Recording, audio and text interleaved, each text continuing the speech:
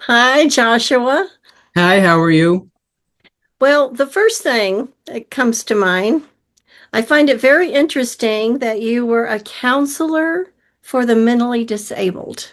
Yes, for 27 years. Well, please tell me, were you like a licensed, registered type of person, or tell me about No, it was more, I worked in a residential program, so teaching life skills, um, helping them do their grocery shopping, their daily living skills, your. passing out medications. That was probably the most important thing. Um, Taking individuals to doctor's appointments, taking them to the ER if there were accidents and things like that. Um, I have, depending on what house I worked in, you had clients who may had major seizure disorders. So knowing how to deal with that, and yeah, basically teaching them daily living skills. Did you have to live in the house or just? Well, I mean, you didn't have to, live in the house. It wasn't like I lived there per se, but the way the schedule is, you might as well. Mhm. Um, Basically, from Thursday, like my schedule was from Thursday through Sunday, um, and I would do overnights.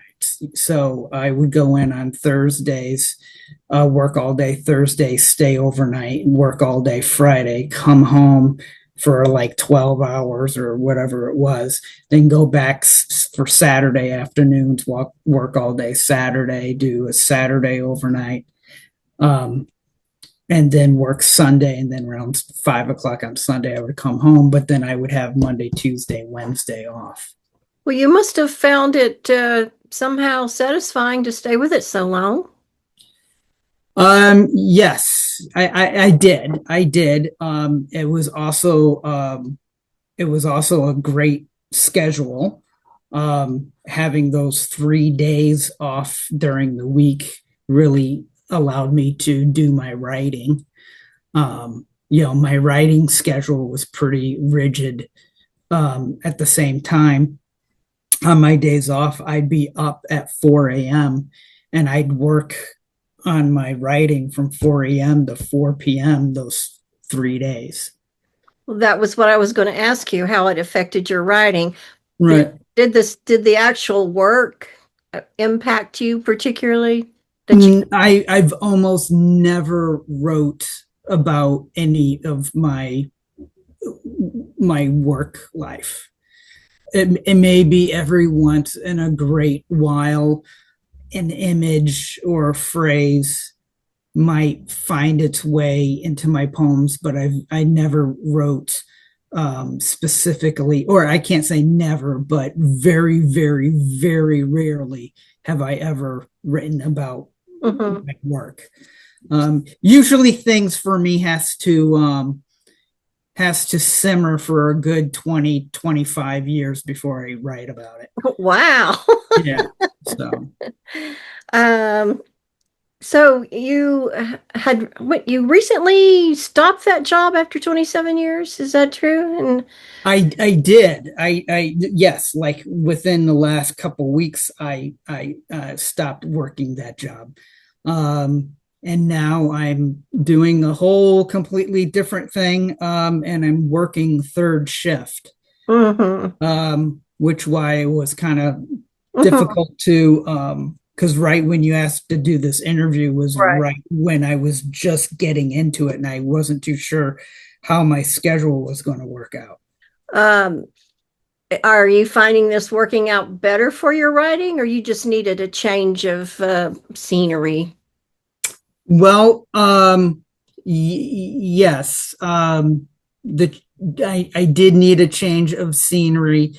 Um, I still have, because again, it's only been a couple weeks, so I still have to figure out how I'm going to manage my writing.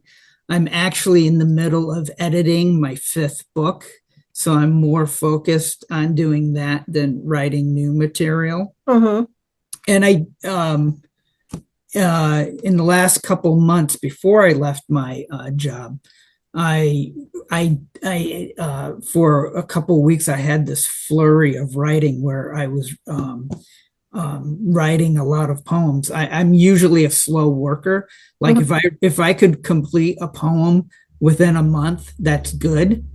Um, for me, it's a slow process. I'm not one of these people who can churn out poems. Neither, or books. No. Yeah, one like write a poem like there's that in November a poem a day Mm, challenge. mm-mm. I can never do it. I'm the type that will spend literally 24 hours straight on a single line, constantly working it. I want to mention something else. When I first started seeing your poetry, I probably saw more of your music a few years ago.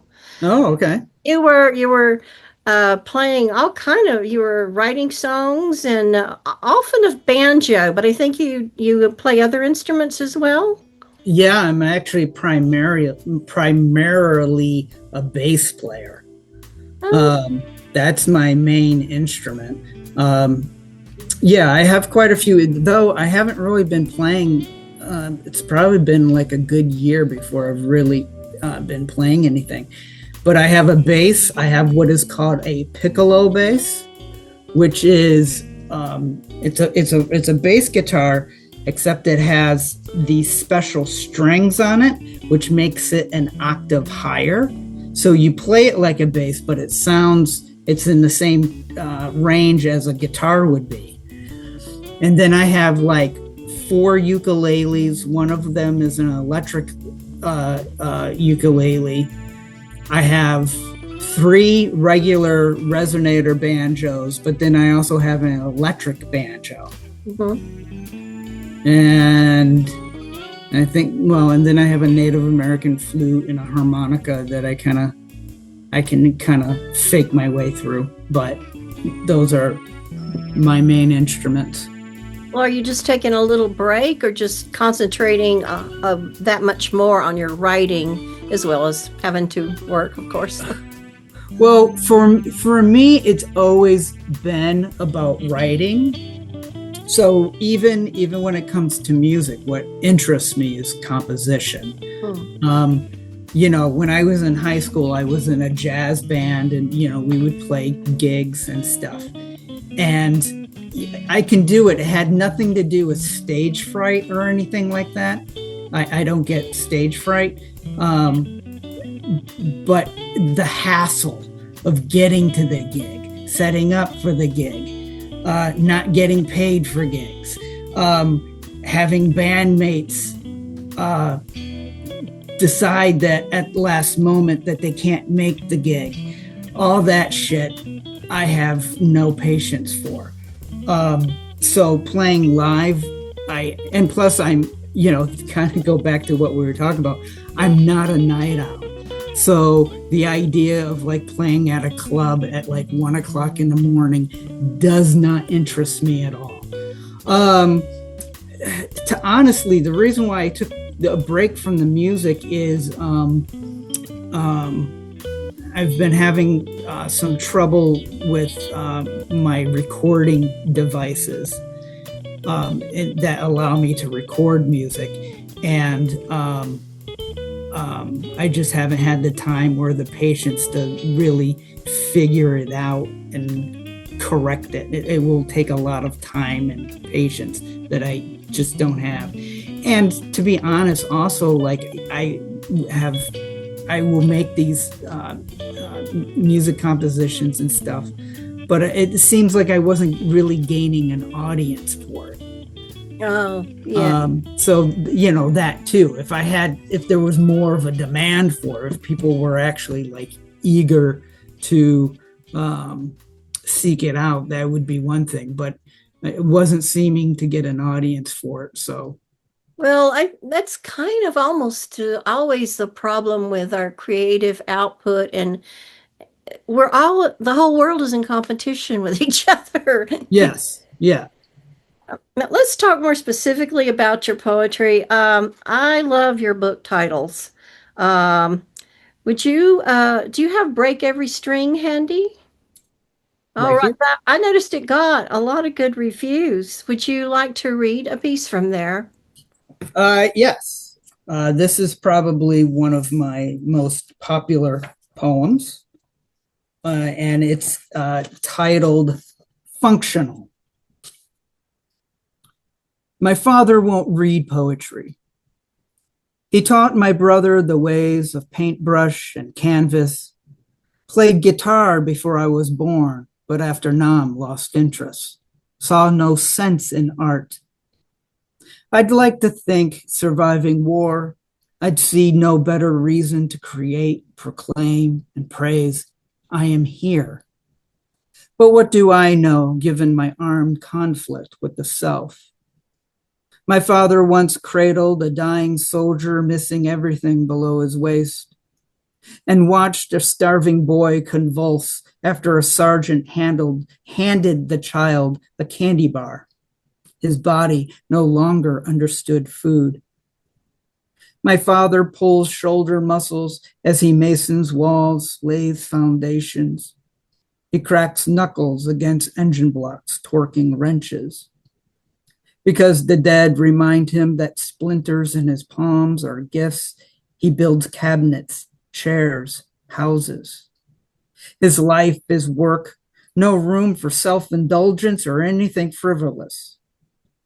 But don't we also live in rooms not constructed out of lumber and stone? Art is an alarm clock.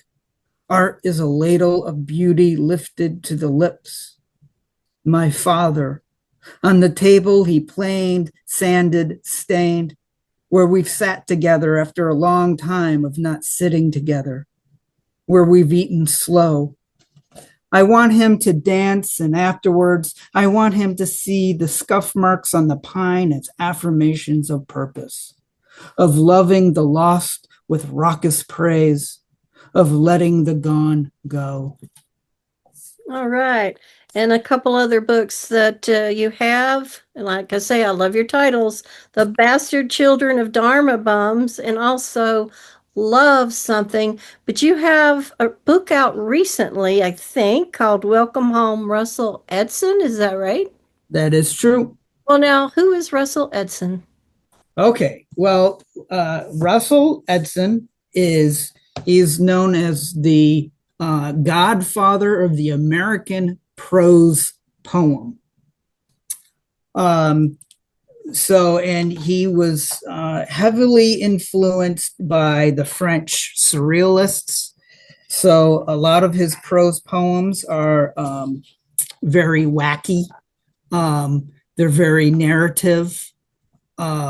There are certain characters that reappear in his prose poems. One of his most famous prose poems is a poem about a talking toilet. Uh-huh.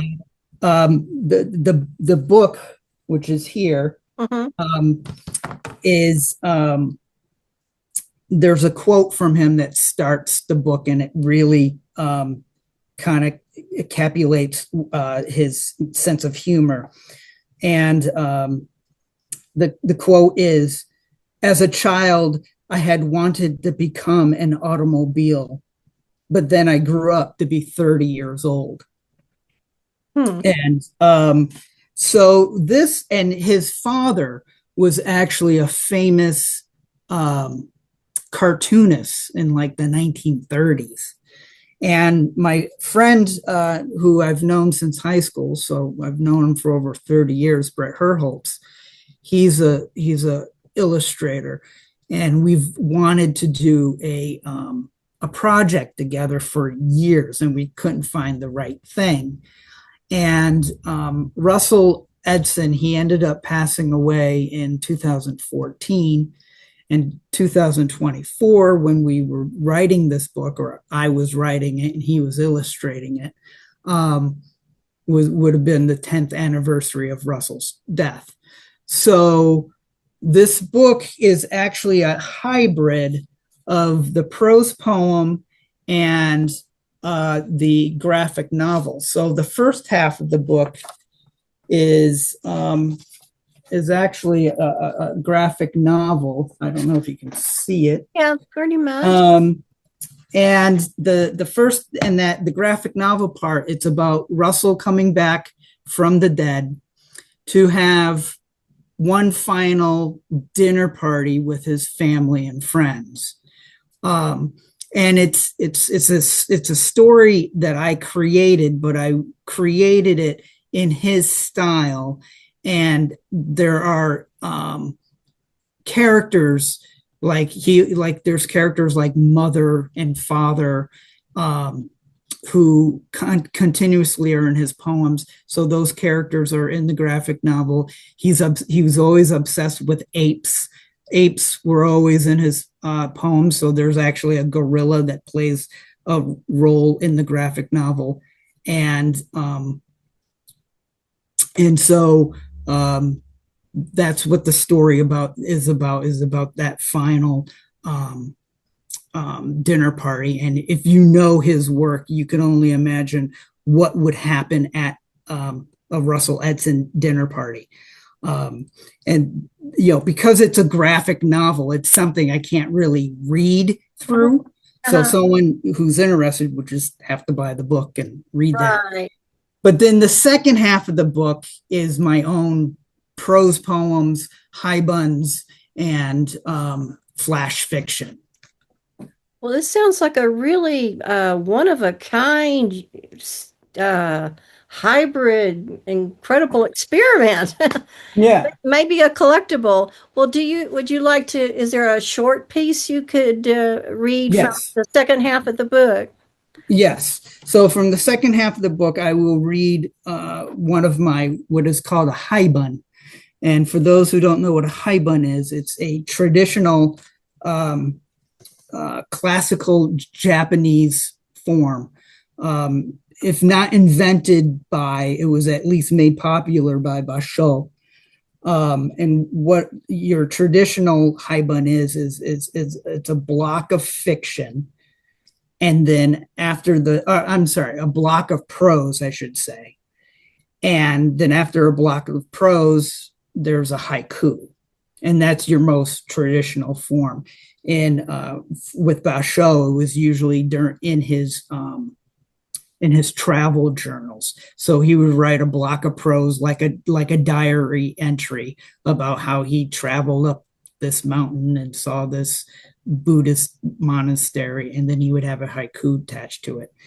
And nowadays, there's all different kinds where you can have an entire book length of just prose haiku, or it can be prose haiku, prose, all that. The one I'm going to read is your traditional block of prose with a haiku. It's called pithorism, and pithorism is the actual word that means the sound of wind through trees. And this piece was also selected for the best fictions 2025. So you can also find it in this anthology. But anyways, this is the piece. It's called Pithorism. Once, when I was 4, my brother snoring in the bunk above, I crept out of bed and padded past my parents' room, down the basement stairs, both hands on the rail, and stepped out the back door, snow crunching under my footy pajamas. And except for the wind in the trees, silence. No one to call me stupid or yell at me for not eating lima beans. And there in the backyard, I looked up at the moon, and no one, not my parents, my brother, not a lover confided years later, knew I walked away that night and never returned. December rain, a blue jay blooms in tree after tree. Oh, very nice. Well, Joshua, thank you so much for sharing some of your life and your poetry with us. Okay. Thank you for having me. All righty then. Okay, bye-bye. Bye-bye.